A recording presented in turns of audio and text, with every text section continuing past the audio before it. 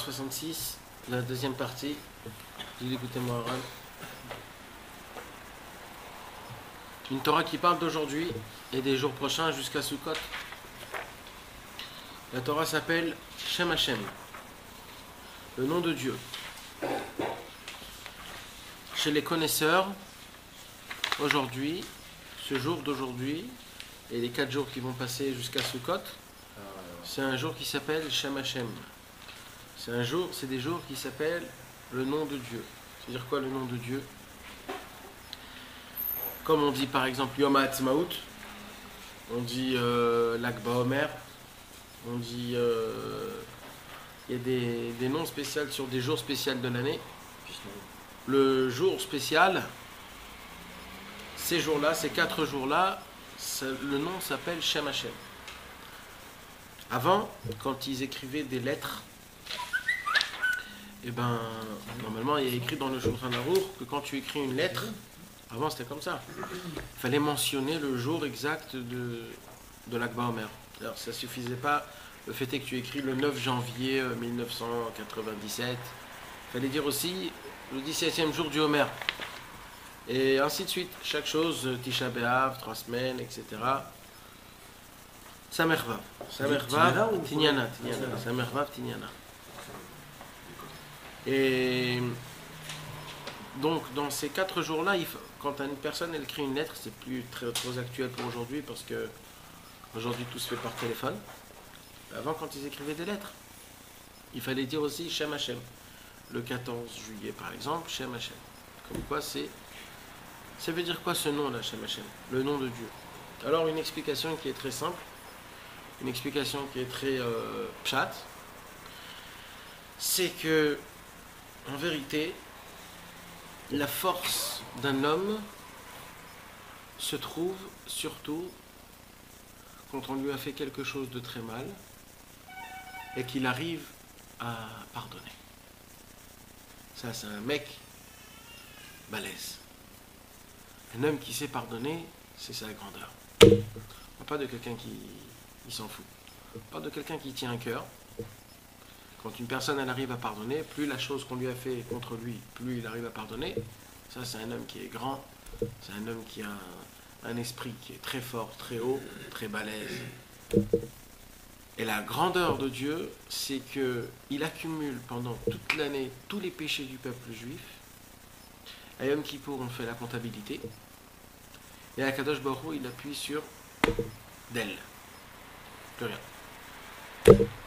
Et pour Akadosh Baruch Hu, on fait pour la réflexion de David Ben Omajar, Eliyav, Mordechai, Ben Michael.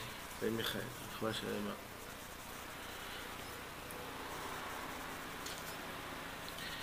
donc, la grandeur d'une personne, c'est quoi? C'est quand la personne, elle sait pardonner.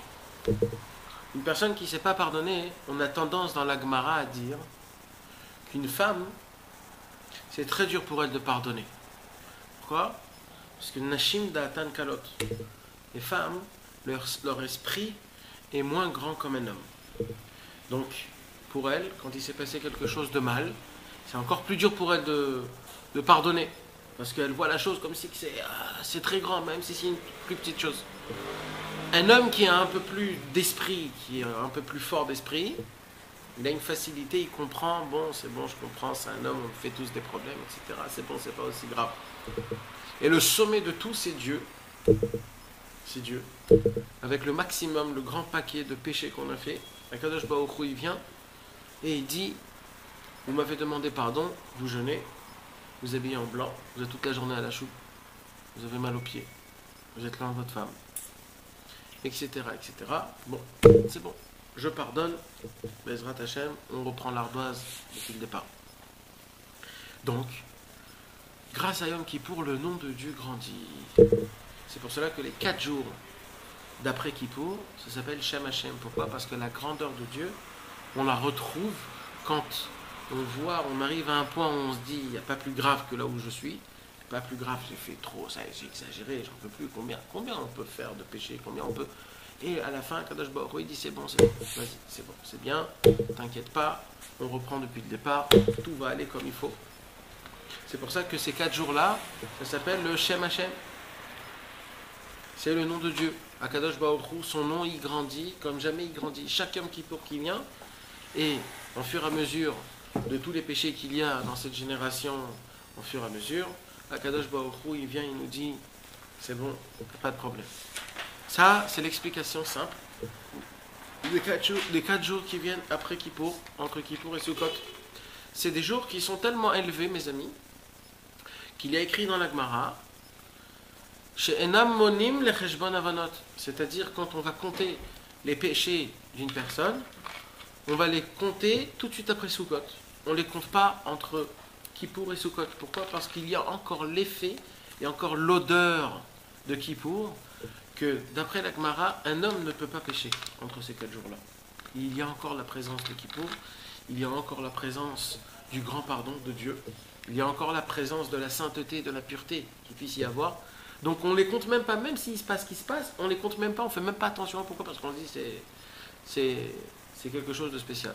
On ne va pas rentrer dans l'explication exactement pourquoi, parce que c'est un peu compliqué, mais jusqu'à là on peut aller que ces 4 jours-là, c'est des 4 jours qui sont exceptionnels, c'est des jours qui ne sont pas comptés. Dans la Gemara, ça s'appelle Yom HaRichta. Yom HaRichta, c'est un seul jour. Ces 4 jours-là, c'est un seul jour. C'est un grand jour où ce jour-là, on cherche le loulav, le hétrog, on construit notre souka, on est toujours, on court à droite, à gauche, on va acheter ce qu'il faut faire pour... On n'a même pas le temps de rien, ça veut dire on est de mitzvah en mitzvah, de mitzvah en mitzvah, on n'a pas le temps de rien, c'est un temps de sainteté, de pureté, comme il n'y a pas. Comme il n'y a pas. Ça, c'est l'explication, qui est simple, d'après le Shulchan Aruch, d'après nos sages, le Chazal. Maintenant, Rabbi Nachman de Breslev, il nous ouvre une dimension, comme il a l'habitude toujours de nous exploser, une dimension comme jamais on a vu. Rabbeinu, il ouvre une porte, on rentre dans cette porte-là, c'est une porte qui est très spéciale. Rabbi Nachman, il dit comme ça, il commence la Torah, Atzadik ou Mukhrach la Satchouva. Be'ad Israël. Le tzaddik est obligé de faire tchouva pour le peuple juif. Première question, c'est quoi l'emploi que Rabbeinu il a employé, le mot obligé? Mouchar. Pourquoi mouchar? Le tzaddik il fait tchouva. Pourquoi mouchar? Le tzaddik ose tchouva. Alors le tzaddik shav bitchouva. Ça veut dire quoi, le tzaddik mouchar? Le tzaddik il est obligé de faire tchouva pour le peuple juif. Et là, Rabbeinu il dit, Daïnou, c'est-à-dire, j'explique, que chez Yotzer Chatchutz la Shura, quand il y a une personne qui sort des rails, C'est le cheval. on n'emploie pas ce mot-là, mes amis. Chut min Ashura, c'est un slang, c'est pas un mot de Torah. On dit quand quelqu'un il sort de la sainteté, on dit quand quelqu'un il sort du kibbutz. Chez Adam Yotze min Ashura, quand quelqu'un il sort des rails, c'est pas un mot qu'on emploie quand on écrit un livre. Surtout que Rabbeinu, quand il faisait descendre ses Torot, c'était pas juste des Torot, il faisait descendre ça de l'endroit le plus haut qui puisse exister. Donc, Daïno Kishechad Yotze min Ashura. Vous savez, c'est quoi quelqu'un qui sort des rails? Ça n'existe pas en fait. C'est quoi des rails? Qu'est-ce qu'il y a sur des rails? Il y a un train. Pour que le train sorte de ces rails, il faut qu'il y ait un obstacle pour qu'il puisse, parce que la vitesse, la lourdeur, la pesanteur, un train ne bouge pas de ses rails, mes amis. Quand il fait sortir, quand il y a quelque chose, c'est quand il y a vraiment, vraiment un grand, grand truc. Quand il y a vraiment quelque chose, quoi. Donc là, Rabbeinu, il nous parle de quelqu'un qui sort des rails, ça veut dire on parle vraiment de quelqu'un qui est très grave. Il est sorti, ça veut dire, je ne sais pas si nous, on n'est pas dans cette catégorie-là. Mais il dit comme ça, Rabbi Nachman, ou porek ol, c'est-à-dire qu'il enlève de sous lui toutes sortes de, comment on dit? Joug divin. Le joug, Ouais. le joug divin. Azaï, alors, il dit Rabbi Nachman, Atzadik mukhrach lasot tshuva bishvilo. Alors le tzaddik, il est obligé de faire tshuva pour lui. Ah ouais, mais pourquoi? Il n'est pas obligé, le tzaddik. Le pauvre, qu'est-ce que tu veux? C'est le tzaddik. Pourquoi tu veux qu'il fasse tshuva pour toi, pour moi? Eh ben non. Alpi machal. Et là, Rabbeinu, il nous donne l'exemple, la parabole exceptionnelle. Malheureusement, on doit avoir très honte quand on va dire ce qu'on va lire, mais c'est de la vérité sur vérité. Voici, mes amis, à qui on ressemble. Alors voilà. Je sais pas, Mechad, un jour, Nasouch Nebne Adam, il y avait 2 personnes qui voyageaient dans un chemin. Imsous Mevohal ou Meshuga. Et ils avaient avec eux un cheval, mais un cheval qui n'était pas dressé. Ce cheval était fou, ce cheval était pénible. Il bougeait, il sautait, on ne pouvait pas se mettre sur lui. Venasa otam asus vishlicha min agala. Et le cheval, comme c'était lui qui poussait le chalet, le chariot, tellement qu'il sautait, il allait à droite, à gauche, etc., il a tout fait tomber, il a tout cassé. Et eux, ils sont tombés du chariot. Alors il y en a un qui est sorti du chariot. Il a dit, celui-là, il faut le mater. Il sort son coup de poing et il commence à le taper. Pam, pam, pam. Il frappe le cheval, il le frappe et il le frappe.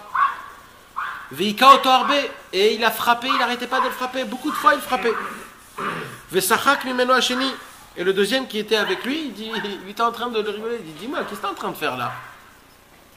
Il lui a dit, tu comprends pas que quand tu frappes le cheval, lui, c'est un cheval, c'est une masse. Il sent pas beaucoup ce que tu lui donnes. En fait, tu frappes ta main. C'est toi-même que tu te casses ta main.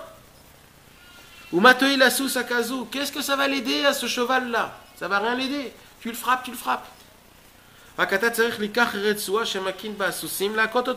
Au lieu de te casser ta main, prends un fouet, va chercher un fouet et va le frapper. Ah, il a dit, t'as raison. Il est parti, il a emmené un fouet. Il a pris le fouet et il a commencé à le fouetter. Bam, bam, et il fouette le cheval. Maintenant le cheval, il a tout de suite compris avec qui il a affaire. Le cheval, il a commencé à s'enfuyer. Et lui, il se retrouve avec le fouet dans sa main. Et le cheval, il part. Mais ce qu'ils avaient oublié, c'est qu'eux, ils étaient dans le chariot. Donc quand il a passé, eux, ils étaient dans le chariot il est rempli, il s'est cassé la truc, il est tombé, ils se retrouvent, eux, dans la boue, et ils se disent, qu'est-ce qui se passe maintenant? Donc ils voient que même ça, c'est pas un bon conseil. Alors on dit, tu sais quoi? On va faire quelque chose d'autre. D'abord, tu vas prendre une belle corde. Une corde bien, bien forte. Tu vas prendre le cheval et tu vas attacher le cheval avec cette corde à un poteau. Et tu vas bien, bien, bien l'attacher comme il faut pour pas qu'il puisse... Et là, quand il sera attaché, tu pourras le fouetter tant que tu veux. C'est ce qu'il a fait. Et il a commencé à le fouetter. Mais tellement qu'il a fouetté que lui-même il s'est fatigué. Alors il lui a dit, attends, je suis en train de le fouetter et c'est moi qui me rends fatigué. Et lui pendant ce temps-là, il est là comme il faut, sans problème. Puisque le cheval vaut la peine que je me fatigue, que je sue, que je l'attrape, je trouve une truc. Il dit, alors, j'ai rien à faire avec un cheval pareil. Il faut juste que je lui tire une balle entre les 2 yeux, puisque c'est un cheval qui est pas bien. Mais je peux pas tuer mon cheval, c'est mon cheval. Ici s'arrête la parabole, mes amis. Car, exactement pareil, dit Rabbi Nachman, quand une personne sort des rails, qu'il ne se conduit pas comme il faut, il dit Rabbi Nachman, je vais vous dévoiler un petit secret, il n'y a rien à faire. Il n'y a rien à faire. Quand on veut voir un film, quand on veut fumer, quand on veut se bourrer, quand on veut sortir, quand on veut faire ce qu'on a envie de faire, toutes les mauvaises choses, tous les petits péchés qu'on a à droite à gauche, en vérité, dans le concret, vous voulez le vrai concret? Il n'y a rien à faire. Le vrai concret. Et vous savez pourquoi? Parce que ce qu'on veut, on va le faire, et après on va pleurer pourquoi on l'a fait. C'est comme ça. Le vrai du vrai, on le fait. Alors Rabbeinu, il nous connaît très très bien, Rabbeinu. Il nous dit, mes amis, moi je vous connais mieux que vous vous connaissez. Un jour, Rabbeinu, il a dit, Alvaï, que vous puissiez vous connaître 1 heure avant de mourir, comme moi je vous connais maintenant, là, tout de suite.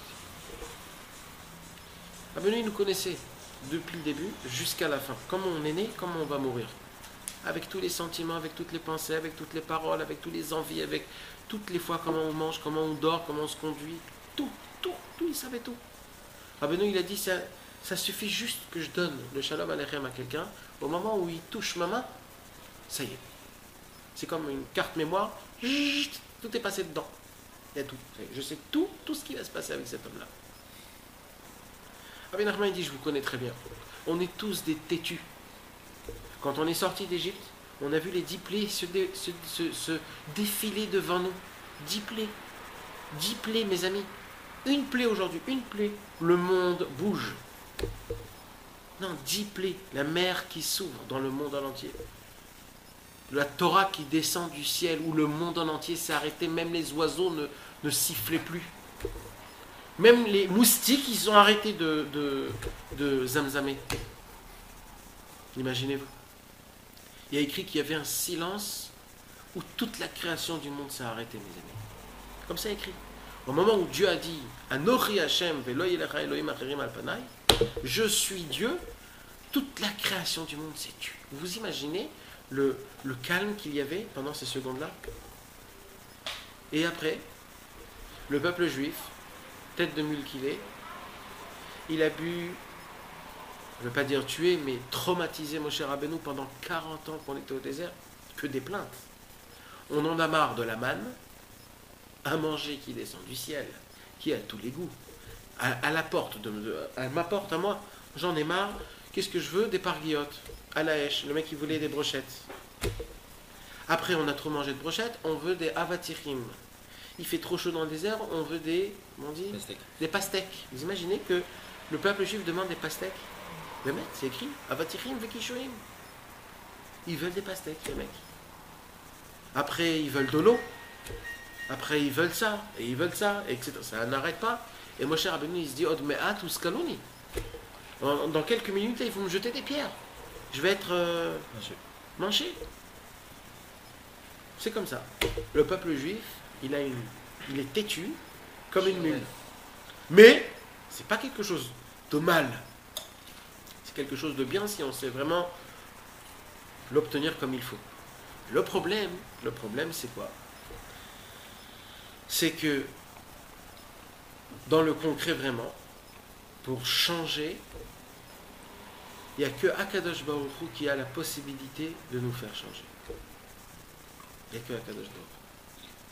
Nous, ce qu'on a dans notre propre force à nous, c'est juste la volonté de vouloir bien.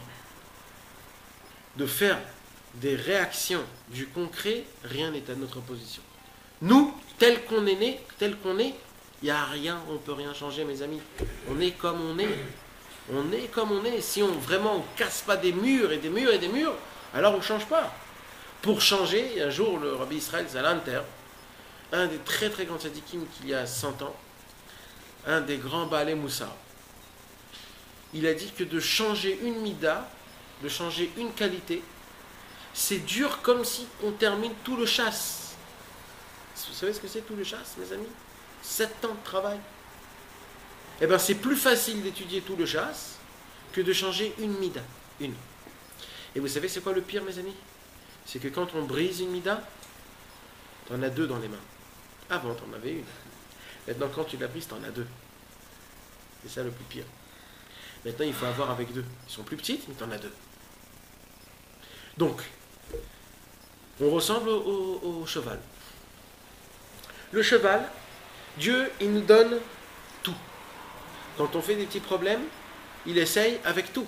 D'abord, avec des caresses, des bisous, des gentillesses. Après, il commence à nous faire un petit peu trembler notre vie. On ne comprend pas. Après, il nous donne des coups. On ne comprend pas. Et après, on râle. Alors, il n'y a rien à faire. Alors quoi, je vais prendre un pistolet, je vais tirer. Et ça aussi, ça ne sert à rien. Alors, Rabbi Nachman de Breslev, il dit, c'est pour cela qu'il y a la carte joker. La carte joker, c'est le tzaddik qui se met entre moi et Dieu. On va appeler ça le chatran. c'est un chatran, le tzaddik. Comment on dit un chatran? Présentateur, marieur. Hein? Marieur. Un marieur. D'accord? Il y a Dieu. Dieu, le khatan, beau comment il est, toutes les qualités qui puissent exister au monde. Et il y a la kala, nous. Maintenant, nous, on est un petit peu fofolle. On est un peu éparpillé à droite à gauche, on ne sait pas ce qu'il faut, on ne sait pas à quelle heure il faut venir à la choupa, ouais, je me marie, non, je me marie pas. Un petit fofolle. On croit encore qu'on va un petit peu kiffer dans cette vie, etc. Je suis trop jeune, je fais mes études, etc. On a des projets d'ici jusqu'à 120 ans. Mais il y a le marieur qui vient et qui nous remet à place, à notre place. L'autre tzaddik qui vient, il dit, écoutez mes amis, moi je vous connais très bien.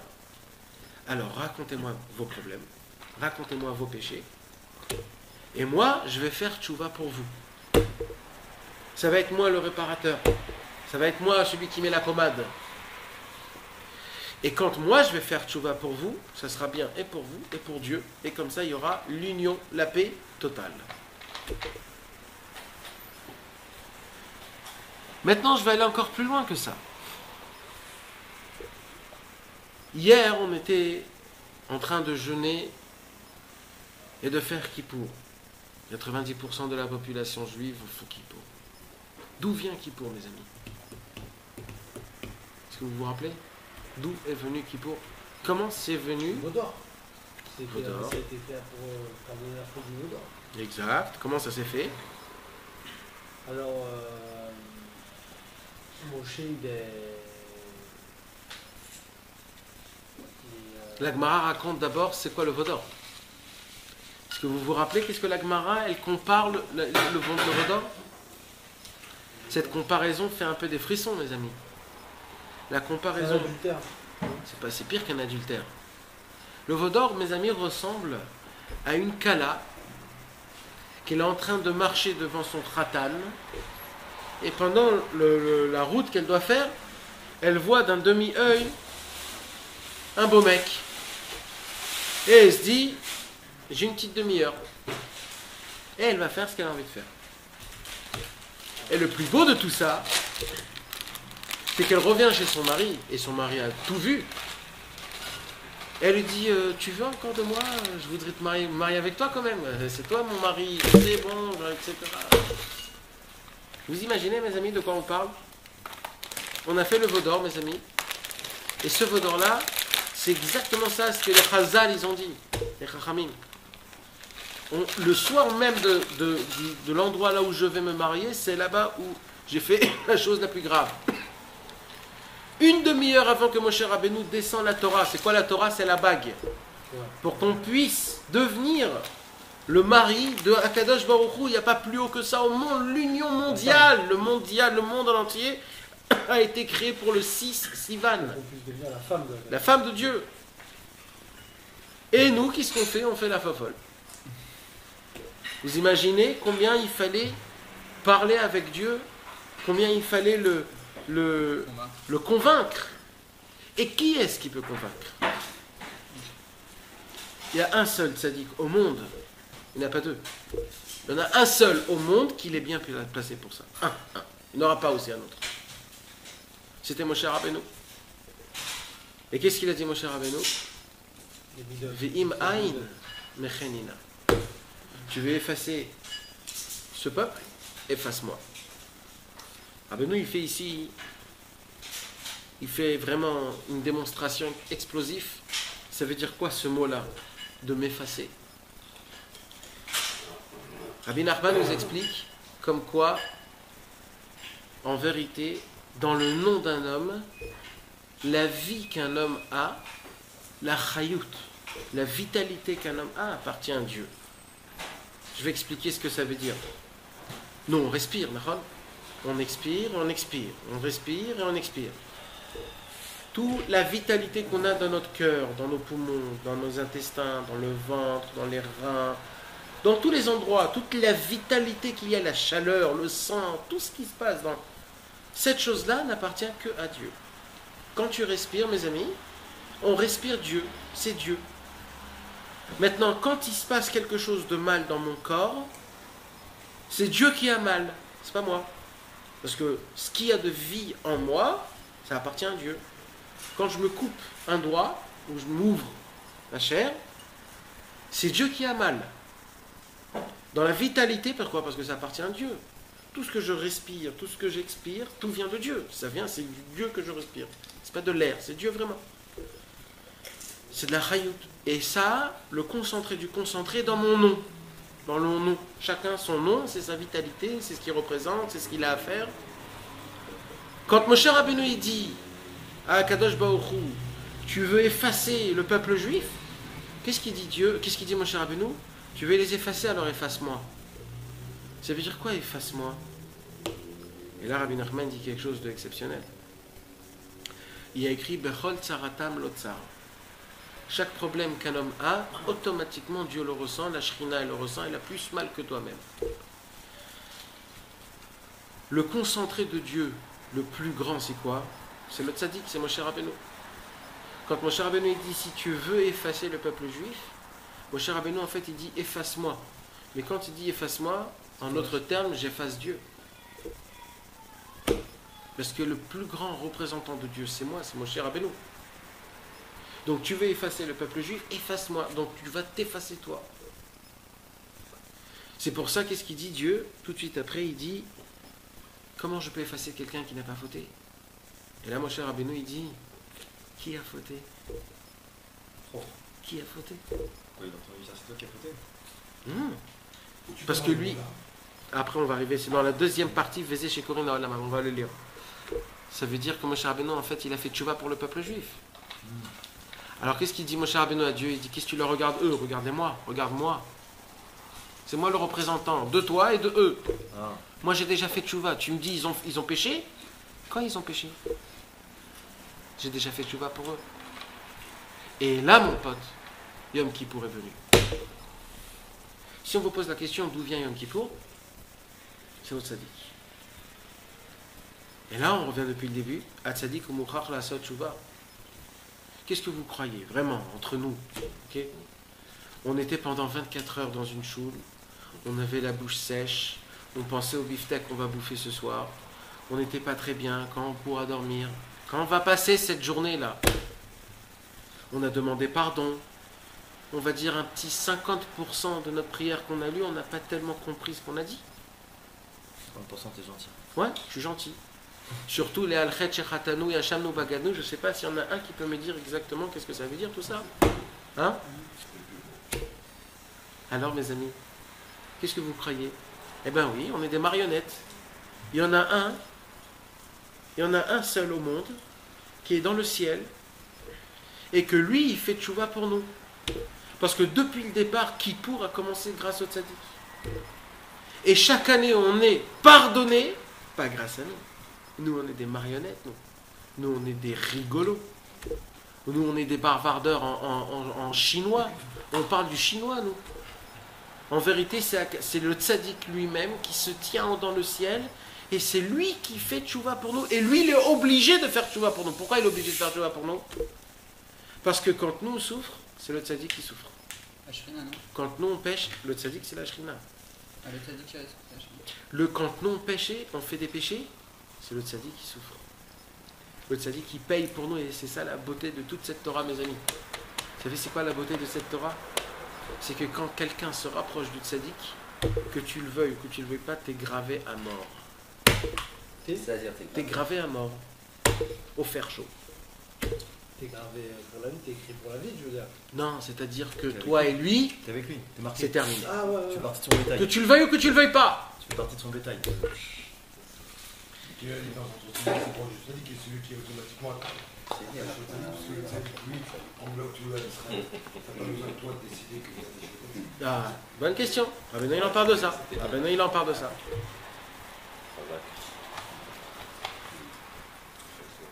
Un jour, il y a quelqu'un qui m'a raconté, c'est une mauvaise histoire, mais ça veut dire c'est pour vous donner un petit peu la notion de jusqu'à où ça va. C'est un ami à moi que son père l'a emmené à Ouman avant 7 ans. Et malheureusement, il a un petit peu dévié, comme on dit. Il a dévié.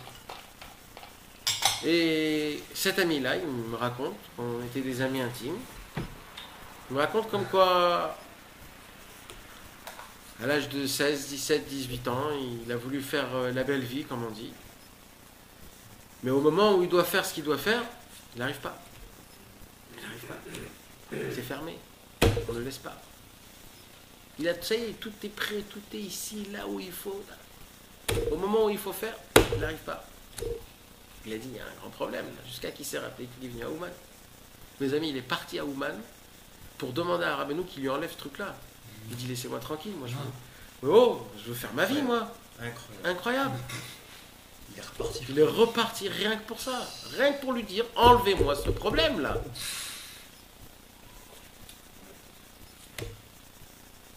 Vous imaginez comment ça se passe? Mais elle est où la tchouva là, dans cette histoire? T'es en train de me dire qu'on est des...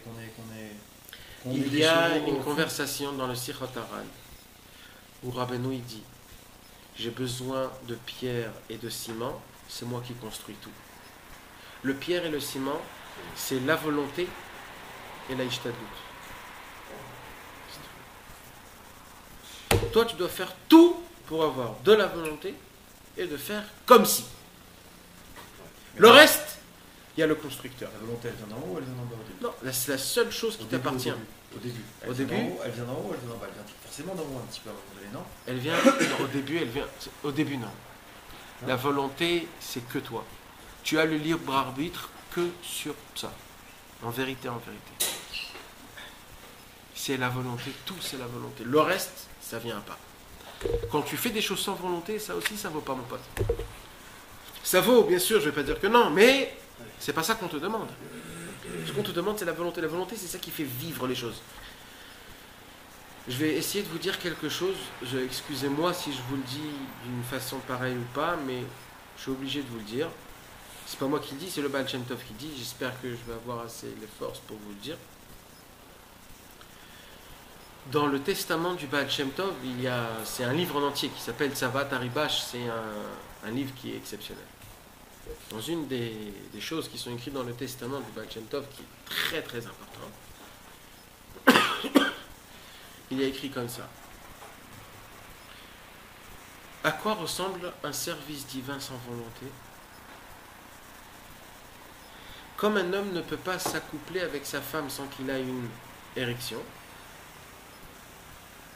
quand un homme fait le service divin sans volonté, c'est comme si il s'accouple avec sa femme sans érection. D'où vient l'érection? De l'envie, de la chaleur, de l'enthousiasme. Ça, c'est la volonté. Un homme qui met les tefilines ou qui fait Shabbat parce qu'il a l'habitude de faire, oui, c'est bien. Maintenant, s'il le fait parce que vraiment il attend et il est enthousiasme alors ça fait un enfant. Mais tu ne peux pas avoir d'enfant sans avoir ça. Comme ça, le Baal Shem Tov dit. Ça ressemble à ça. La volonté, c'est tout, mon pote. C'est la vitalité. C'est l'enfant. Sans ça, ça ne vit pas. C'est pas une vie. C'est des vieux. C'est rien du tout. Toute la vitalité, c'est la volonté.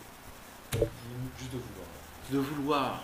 Et sache que la volonté, elle est infinie.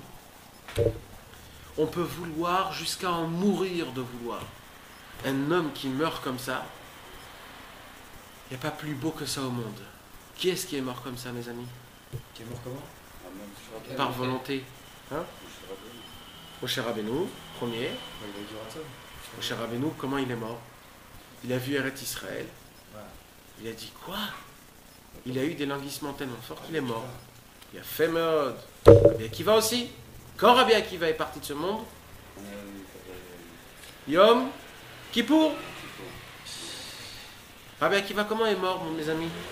On lui a dépecé. Et il rigolait.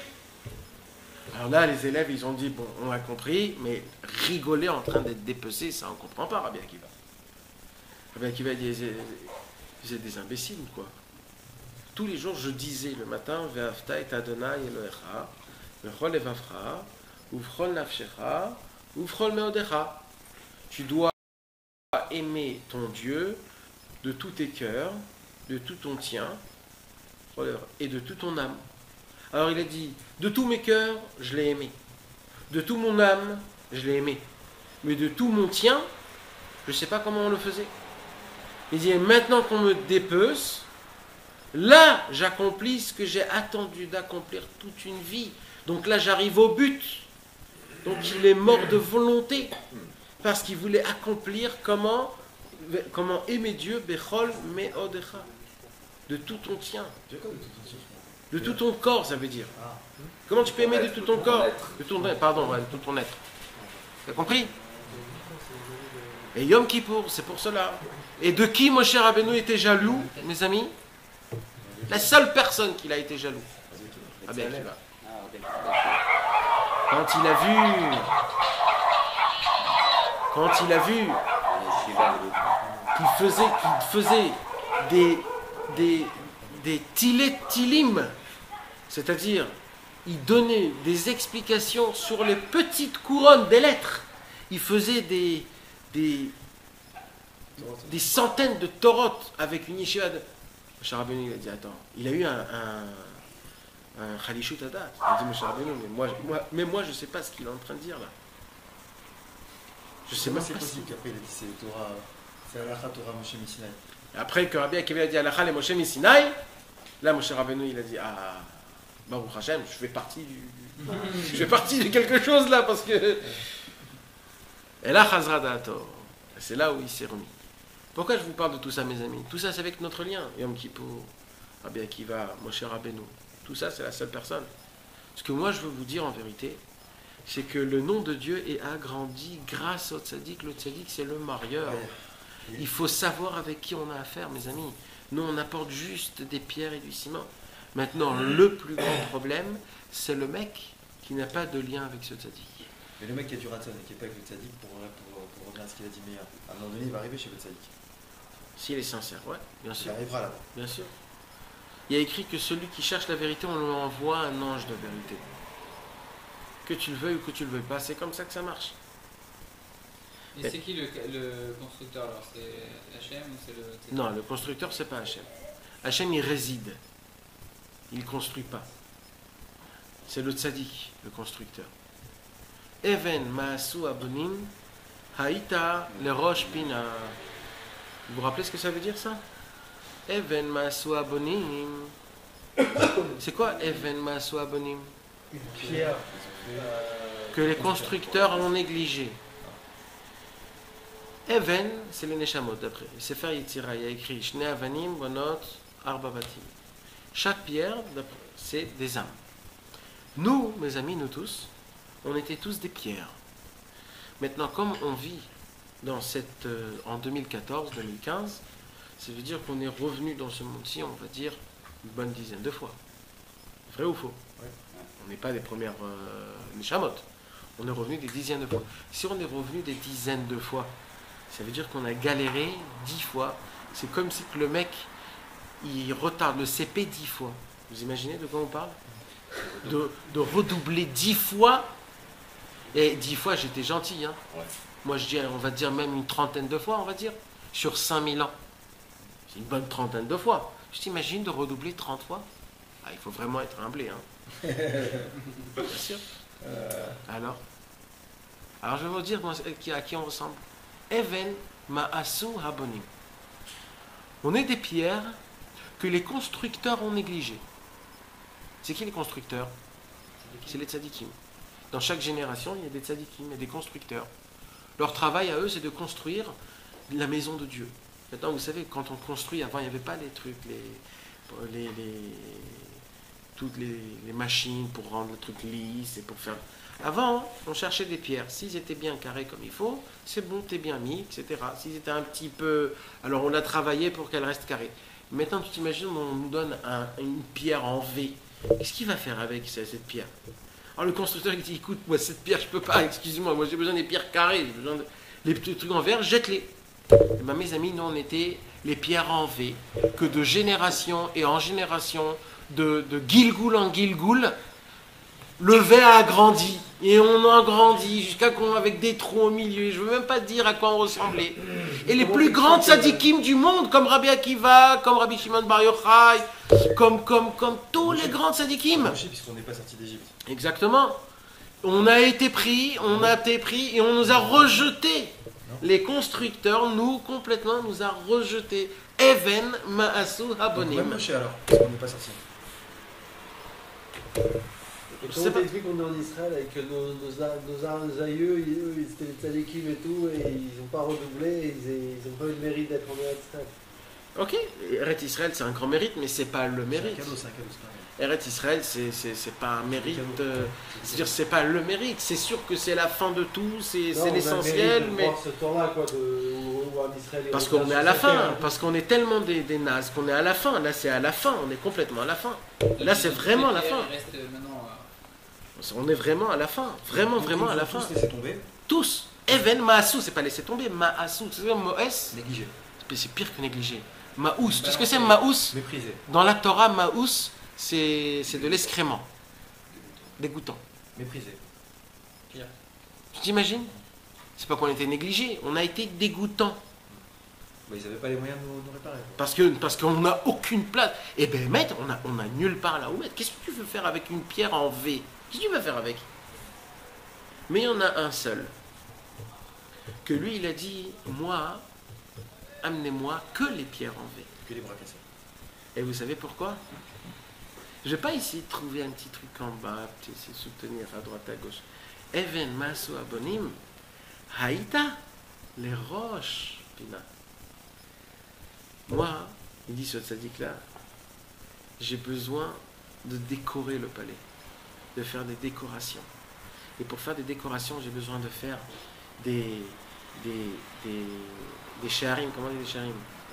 Des portes énormes avec encerclées avec comme des arcs-en-ciel. J'ai besoin de faire comme les anciens de Jérusalem, tu sais, le toit en rond. Alors moi, je vais prendre ceux qui ont été négligés pendant des centaines et je vais pas les mettre en bas, je vais les mettre tout en haut, comme ça que toutes les personnes qui vont venir, ils vont les voir, ils vont dire waouh, eux, ils ont été négligés pendant des centaines de milliers d'années. Even Maasu Abonim Haïta, les roches Pina. Et si maintenant tu poses la question, mais quelle route j'ai eu moi? Parce que vous ne comprenez pas, mais quand vous allez comprendre, vous allez vous dire, mais attends, j'ai hyper honte d'être là où je suis. Tu vas voir là-bas des tzadikim énormes. Et toi, tu vas te mettre tout en haut, mais oh, mais je veux pas, moi je vais rentrer dans mes chaussettes. Eh ben non, mais Et Hachem, Haïta Azot. Ça vient de Dieu, sans savoir pourquoi. Iniflat benenu. Même nous, on ne sait pas. C'est comme ça que Dieu a voulu. Et si c'est comme ça, Ze Hayom Asa Hachem Nagila Venismechabo. Donc j'ai rien à prendre mes jambes et sauter de joie. C'est tout ce que j'ai à faire. Donc, il n'y a vraiment aucune raison. Aucune raison. C'est pas qu'il n'y a aucune. Nous, on ne sait pas c'est quoi la raison. On ne sait pas. C'est exactement la même raison pour laquelle, pourquoi tu es juif, pourquoi tu es goy, je ne sais pas. Pourquoi tu as eu le mérite de connaître Rabbi Nachman, pourquoi, je ne sais pas. C'est ça l'histoire. Rabbi Nachman de Breslev, son travail à lui, c'est de te prendre et de te mettre au Rosh Pina. Quand tu viens à Rosh Umana, à Ouman Rosh Hashanah. C'est ça sa grandeur. Quand tout se résume au Rosh Baït, à Rosh Hashanah, à Ouman. Ça c'est en plus. Mais tout, c'est-à-dire, tout se fait comme ça. C'est-à-dire qu'en fait, il faut avoir plus un lien avec le tzaddik. Plus le tzaddik, il a un lien sur toi. Et c'est là je réponds à ta question. C'est qu'en vérité, il y a un lien qui va, c'est comme un ping-pong. Ça va et ça repart. Ça veut dire, le tzaddik, il a un lien avec moi. Mais moi, je dois avoir un lien aussi avec le tzaddik.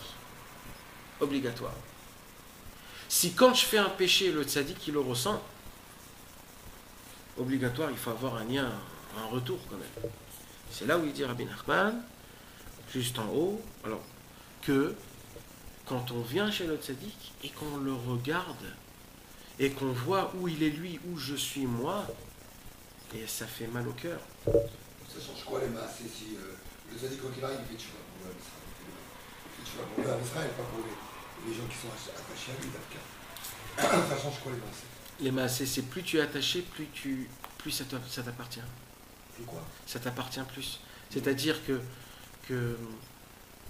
il y a écrit qu'à la fin des temps, quand les morts ils vont se réveiller, dans la résurrection, ça ne va pas être un jour à 3 heures de l'après-midi, ils vont tous se réveiller. Il y a écrit que ça sera comme aujourd'hui. Aujourd'hui, quand il y a quelqu'un qui est mort, Alors on met des affiches partout. Et bien dans la résurrection, ça va être pareil. Tous les jours, il y aura des affiches. Un tel s'est réveillé, un tel s'est réveillé. Il y en a qui vont se réveiller après 10 ans. Il y en a après 100 ans. Il y en a après 2 jours. Ça dépend tout comment tu avais un lien avec le tzaddik. Plus tu es attaché avec le lien du tzaddik, plus ça te touche à toi, plus tu ressens. Tu t'imagines si le tzaddik, imagine-toi maintenant vraiment, Rabbi Nachman de Breslev, il me dit, dis-moi tous tes péchés, tout ce que tu me diras, il n'y aura plus rien. Mais vraiment. Tu vas essayer de dire le paquet et tu vas vraiment ressentir un apaisement exceptionnel. Et bien, plus un homme il est attaché au tzaddik, plus il sent que le tzaddik il fait tchouva pour lui. Comment ça se fait que moi je repars de Ouman, ou alors que je sais qu'il y a Kippour et que j'ai une possibilité de faire ce que j'ai envie le lendemain? C'est parce que je n'avais pas un lien qui est aussi fort. Quand on a un lien avec le tzaddik, comme il dit Rabbi Nachman dans la Torah, Samer Vav, mais du premier élec, que chaque montée, chaque descente, je le ressens du tzaddik. C'est comme un arbre. Un arbre qui bouge, tous les branches bougent. Normalement, c'est comme ça qu'on doit ressentir. Quand le tzaddik il fait tchouva pour moi, je dois être nickel. Et je dois le ressentir nickel. Là, je suis nickel sans le ressentir. C'est pourquoi? C'est parce que je suis loin du tzaddik. Plus je me rapproche du tzaddik, plus ça a plus d'effet. C'est exactement comme si tu prends une kadour à camol, quand tu as mal à la tête, de 150 grammes, et toi tu pèses 300 kilos, il faut que tu avales un paquet en entier de Hakamol, mais ça va prendre 3 jours. Maintenant tu as un truc de Hakamol de 1000 grammes, tu le prends, tu le mets dans ta bouche, top, ça n'y a plus rien. Ça dépend combien de grammes tu as, combien tu es dosé, combien tu es proche. Plus tu es proche, plus ça a d'effet. C'est comme ça que ça marche. Alors ça c'est pour Triatamétim. Non, le Triatamétim, c'est juste un exemple que j'ai donné. Mais ça veut dire quand un homme il fait, quand le tzaddik il fait tchouva à chaque kippour. Il y a des gens où après kippour ils sortent, c'est des liens au Navi. Vous comprenez? Maintenant on va essayer de lire un petit peu ce qu'on peut. En vérité, plus tu es proche du tzaddik, plus tu ressens ses montées, ses descentes, c'est-à-dire son effet. Quand il fait tchouva, tu ressens tout de suite. Il peut te nettoyer complètement. Il fait tchouva pour toi, mais toi t'as rien senti du tout. Comme nous. Parce qu'on est loin de lui. Quelqu'un qui est proche de lui. Je regarde la match de foot à la télé. Exact. Exact.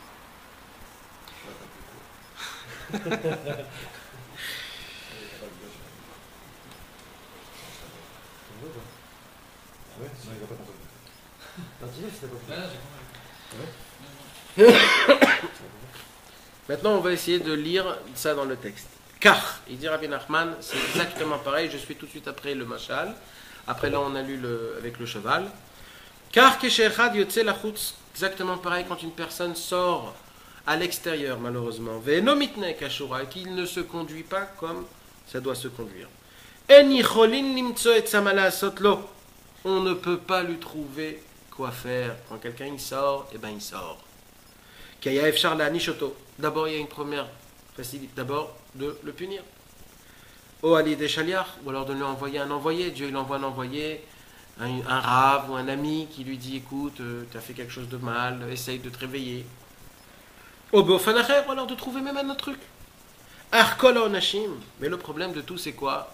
C'est que tout ce qu'on peut lui faire, surtout quand une personne elle reçoit des coups, ou alors elle est punie, emnogim la tzaddik be'atzmo. Le tzaddik prend sa souffrance, mes amis. Quand une personne faute, le tzaddik il est obligé de descendre avec lui. Quand une personne souffre, le tzaddik il souffre. Comme chez Matinu, et d'où on a vu ça? Et c'est la Shamit Barak, on a vu ça chez Dieu. Chez Bechol Tzaratam Lotzar. Yeshaya il a dit, chaque souffrance que vous avez, Dieu lui-même il souffre cette même souffrance.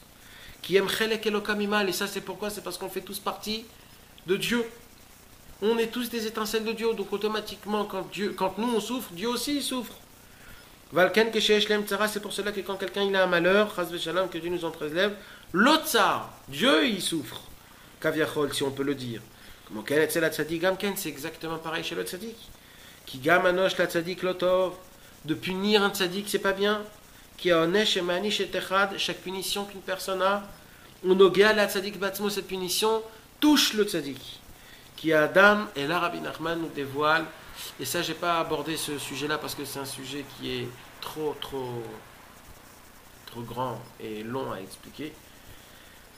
Là, Rabbi Nachman, il nous dévoile une dévoilation qui est hors commun, c'est-à-dire, on va dire même chidouche, quelque chose, parce que là, ce que Rabbi Nachman il dit, c'est physique. Rabbi Nachman va nous dévoiler une nouvelle règle physique. Il nous dit « Ki Adam nitave marba yesodot ». L'homme a été créé des 4 éléments. Esh, Ruach, Maim, Afar, c'est-à-dire le feu, l'eau, l'air et la terre. Vechol elu arba yesodot. Et le chidouche de Rabbeinu, c'est que tous ces 4 éléments-là, ils ont un autre élément. Physique, hein, on ne parle pas de spiritualité. Physique, Rabbi Nachman dit. Les 4 éléments, ils ont un autre élément. Comment il s'appelle cet élément? Nimshachin meyesod hapashut. Ils ont un élément que cet élément, il s'appelle l'élément simple. Nimshachim, ils viennent d'eux. Ils viennent d'eux, c'est-à-dire ils descendent d'eux. Ils viennent d'eux, Oui, d'accord. c'est-à-dire qu'il y a un élément au-dessus des 4 éléments, que tout vient de cet élément-là. Cet élément-là, en termes français, c'est un élément qui n'a pas de nom. L'élément élémentaire. L'élément élémentaire, exactement. Et Rabbeinu, il l'appelle Yesod Hapashut. Les Romains ont appelé ça Julie. L'élément qui s'appelle Julie, Ayuli. Ayuli, oui. Ça s'appelle comme ça, c'est en latin. En latin, Julie, c'est ça. Julie, c'est comme le nom de Dieu, Yud Kevavke. Comme ils ne veulent pas dire le nom de Dieu, alors ils ont dit le mot Yuli. Les Romains, eux, ils appellent ça le Dieu. Le latin, les Romains, tout ça avant, eux, ils appellent l'élément qui est au-dessus des 4 éléments, ils appellent le Dieu. Mais nous, on dit que Dieu, c'est... Mais en fait, le Yesod Hapashut, c'est pas Dieu. C'est le Tzadik. C'est lui le Yesod Hapashut. Le Pashut. Nous, on croit qu'un simplet, c'est un simplet. Le simplet, il raccorde tout. Tout vient de lui. Tout vient de lui. Il dit Rabbi Nachman, Shu Bechinat HaTzadik. Le Yesod Hapashut, c'est le Tzadik. L'élément élémentaire, c'est le Tzadik. Bechinat, d'où je le sais, Tzadik, Yesod, Olam. Le Tzadik, fondement du monde. Chez Tzadik ou Bechinat, Yesod Hapashut. Tu voulais dire? Non, c'est inversé, c'est inversé qui vient de Michelet. Exactement, exact. C'est écrit. Non, mais c'est important de dire que c'est Shlomo. D'accord, et tu sais pourquoi c'est important? D'abord, tu as raison pour donner la référence, mais deuxièmement, c'est pas quelqu'un de bête qui a dit ça. Ouais. C'est le Chacham Nicolas Adam. C'est-à-dire, tu veux me dire qu'est-ce qu'il est ça? C'est le mec le plus important du monde. C'est pas Stam.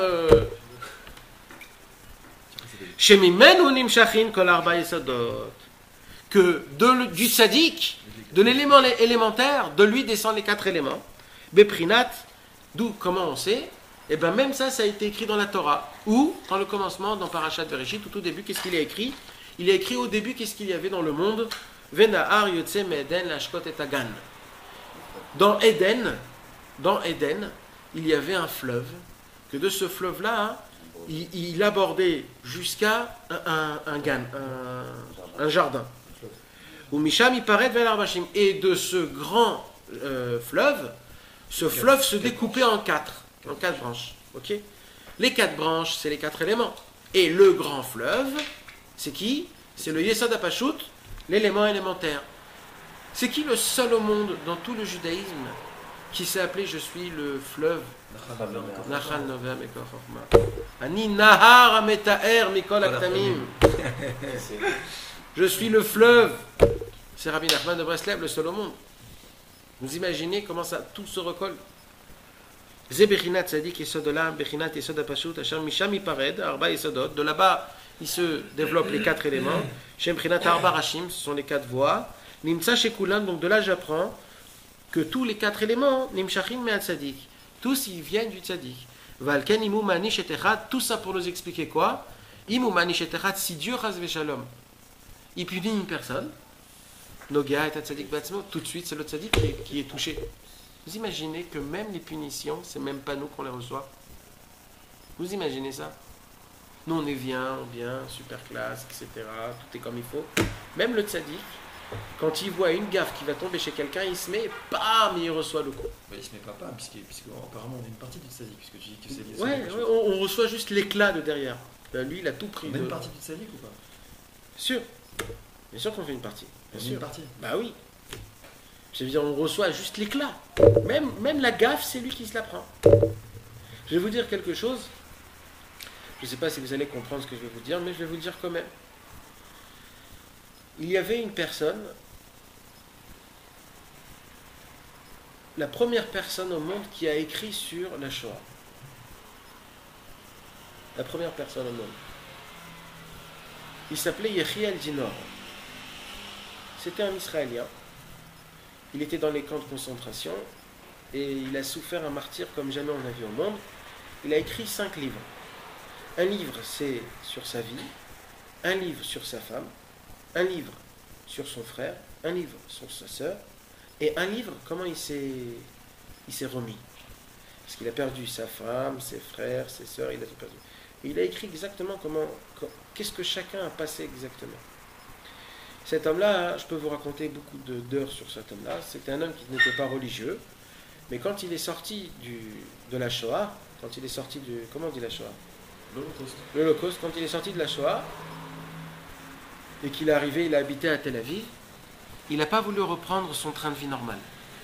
Pourquoi? Parce qu'il s'est juré que s'il sort de la Shoah, son but sera de raconter ce qui s'est passé là-bas. Maintenant, lui, il ne voit pas ça comme une vie, ou alors comme... Lui, dans sa tête, vraiment, il dit que tout ce qui s'est passé, ça s'est passé dans un autre monde. C'est un autre monde. Parce que c'est impossible que des humains peuvent faire des choses comme ça. C'est impossible. Donc ce qui s'est passé, c'est dans un autre monde. Maintenant, il a écrit 4 livres. Ces 4 livres-là, ils ont été... ils ont été traduits en plus de 20 langues. En français, en toutes les langues qu'ils ont pu. Ce ont été les premiers livres qui ont été écrits sur la Shoah. Maintenant, cet homme-là, comment il écrivait ses livres? Quand il se disait « je vais écrire mon livre », il rentrait dans une chambre qu'il avait louée en souterrain, il s'habillait avec les habits de la Shoah, et il s'enfermait. Sa femme lui donnait juste du pain et de l'eau. Et pendant 3-4 ans, il était enfermé là-bas, sans toilette, sans se laver, sans rien, et il écrivait son livre jusqu'à qu'il terminait. Dès qu'il terminait, il ressortait, il prenait du temps, et il retournait là-bas, il s'habillait avec les mêmes habits, pour rentrer dans l'histoire. Maintenant, cet homme-là, à la fin qu'il a écrit ses livres, il n'arrivait plus à se détacher de ce qu'il avait souffert. C'était un traumatisme qui était déjà trop fort. Alors, il a essayé plusieurs tests. Plein de tests psychologiques, psychiatriques, toutes sortes de tests chinois, rien ne pouvait l'aider. Jusqu'à que son problème à lui a été connu dans le monde. Et on lui a envoyé un jour une lettre d'Hollande, d'un grand docteur, que lui aussi faisait partie de plusieurs personnes qu'il a essayé de faire sortir de ce qui s'est passé. Et lui, il a un test qui n'est reconnu de personne, mais il tamponne comme quoi ce test, c'est un test de 100%. C'est quoi son test? Alors il lui dit, écoute, je vais te donner du LSD. Tu sais ce que c'est du LSD? De la drogue. De la drogue. LSD. C'est quoi cette drogue? De la drogue pure. Pas de la drogue faite avec des... Cette drogue, elle fait quoi? Elle te ramène dans le passé. Et lui, il va essayer de te soulager de ton passé pour que dans le futur, il sera mieux. Et ça a été testé des centaines de fois. Et il lui dit, ton seul... Il n'y a que ça que tu peux faire. Alors il a dit, ok, il est parti à Hollande. Et il a commencé à faire ses premières... comment on dit? Ses premières expériences, tests. Et tout est... Le docteur, il enregistre tout. D'accord? Alors le docteur, il lui donne une première éjection. Et il commence à repasser dans son passé, en détail, il raconte des choses, Le docteur, il pose des questions, mais lui, il était tellement affolé de ce qui s'est passé qu'il était affolé. Après 4-5 tests, il fait un test.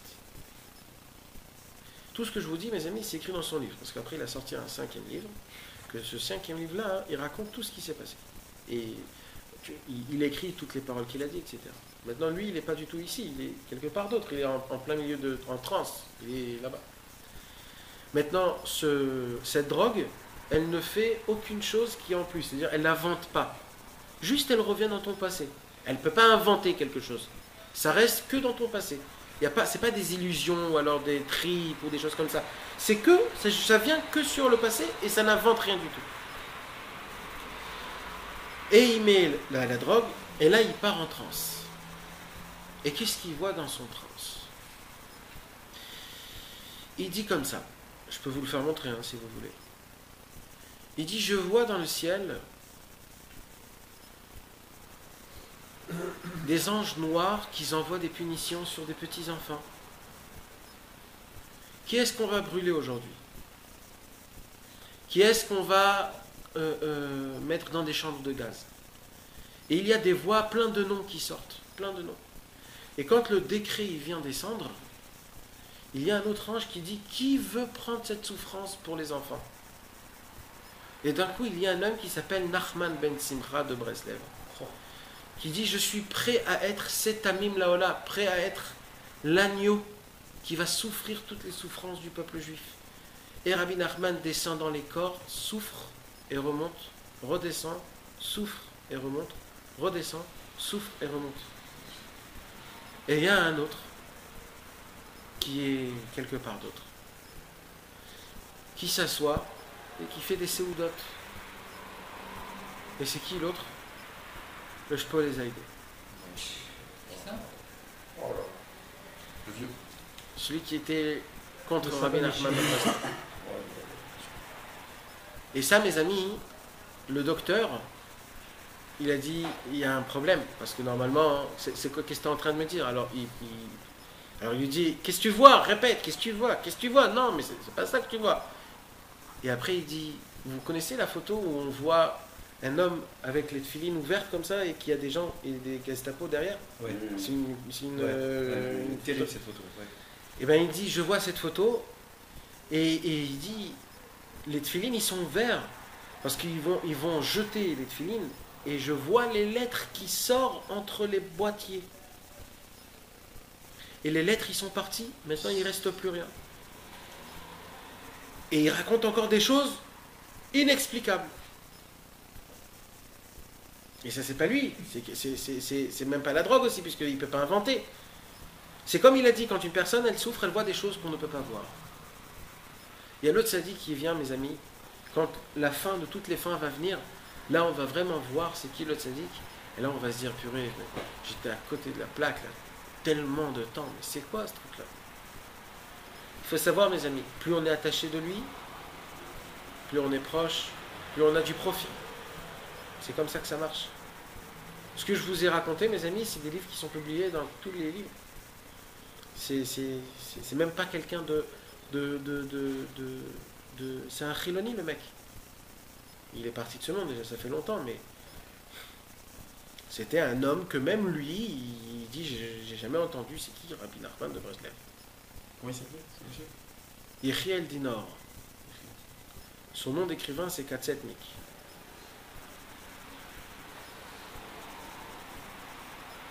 Donc on voit que le tzaddik, c'est lui qui prend toutes les... Parce que c'est Yesod Apashut. Yesod Apashut. Quand tu es Yesod Apashut, mon pote, c'est toi qui te l'apprends. Pourquoi sur les riens du Nord, ils voyaient ce qui se passait dans le monde supérieur ou... Non, C'est comme c'est un Neshama qui ressentait tout ça, comme la drogue lui a fait faire revenir dans son passé.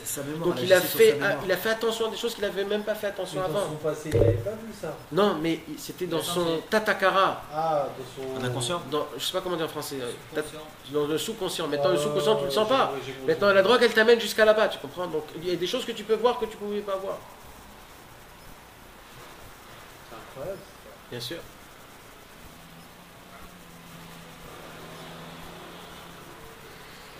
Voilà mes amis, c'était notre heure avec Rabbi Nachman. Si vous voulez continuer ou vous voulez vous arrêter? Non, c'est Baruch Hashem. Toute la Torah, on l'a expliqué, Baruch Hashem. Pas dans les mots, mais en tout cas, depuis le début jusqu'à la fin, j'ai dit tous les thèmes, tout ce qu'il fallait expliquer. On a parlé de Shem Hashem, Souka. Souka. Si vous regardez la Gematria, C'est Yudalef qui est de Alors on est fait d'Akadosh Baruch Hu ou on est fait de Tzadik? On est fait des deux. Non, on est fait de Dieu. Ouais. Voilà. Mais Dieu, c'est spirituel, nous, on est matériel. Le tzaddik, c'est ce qu'il y a entre les deux. C'est lui qui nous rend spirituel, matériel. Tout ce qui est spirituel, matériel, bam, ça passe par lui. Si c'est des péchés, si c'est des montées, si c'est de la spiritualité, tout se fait par lui. C'est l'élément élémentaire, j'ai bien aimé ce mot. L'élément élémentaire. Yesod Hapashut. Exact. Et ça, c'est dans la science, mes amis. Rabbeinu, c'est un chidouche de Rabbeinu, ça. Tu es en train de dire, c'est ce que tu dis, que le tzaddik, c'est celui qui rend les choses matérielles. Et spirituel. C'est la passoire, tu passes et tu rentres. C'est le filtre. Bien sûr. C'est le transfo. Il prend une lumière Ouais, et il te la rend en argent, C'est le transfo. en joie, en bonheur, en abondance. Et pareil, il te prend ton matériel et toi tu le rends complètement spirituel. C'est le transfo, c'est ça. Ouais, c'est un transfo.